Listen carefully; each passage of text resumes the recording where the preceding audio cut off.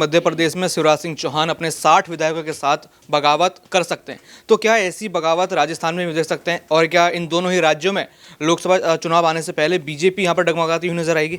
राजस्थान में वसुंधरा राजे की बात करें तो वैसे ही उनके पास विधायकों की संख्या ज़्यादा है, विधायकों का समर्थन उनके पास ज़्यादा है। अगर वो ऐसा कदम उठाना चाहती तो वो बहुत पहले से ही उठा सकती थी, लेकिन अभी तक वो नहीं उठा रही हैं। साफ सीधी बात है कि वो शिवराज सिंह चौहान की तरह भारतीय जनता पार्टी को सीधे तौर पर चुनौतियाँ नहीं देंगी, सीधे तौर पर वो यहाँ पर भारतीय जनता पार्टी के खिलाफ नहीं उतरेंगी। सिर्फ और सिर्फ यहाँ पर भारतीय जनता पार्टी में कोई बड़ा कद चाहिए, बहुत बड़ी जिम्मेदारी चाहिए, तो इसलिए वो शांत भी नजर आ रही हैं और विधायकों के साथ बगावत भी नहीं कर सकती हैं।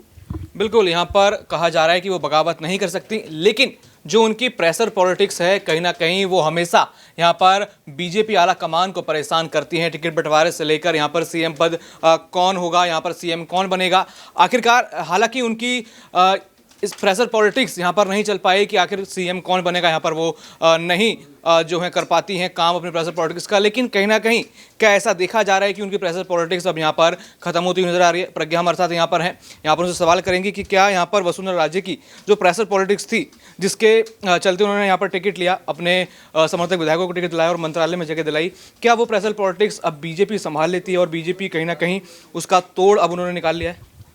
देखिए, अगर राज्य की बात करें तो उनका दबदबा लंबे समय से देखा जा रहा है और वो देखा भी गया जब पहली सूची बीजेपी द्वारा जारी की गई विधानसभा चुनाव को लेकर, क्योंकि पहली सूची में ना तो राज्य का नाम था और ना ही उनकी किसी करीबी का। उसके बाद देखने के लिए मिलता है कि वो पार्टी आला कमान से मुलाकात करने के लिए दिल्ली आती हैं और दूसरी ही सूची में एक साथ उनके 8 करीबियों का नाम सामने आता है।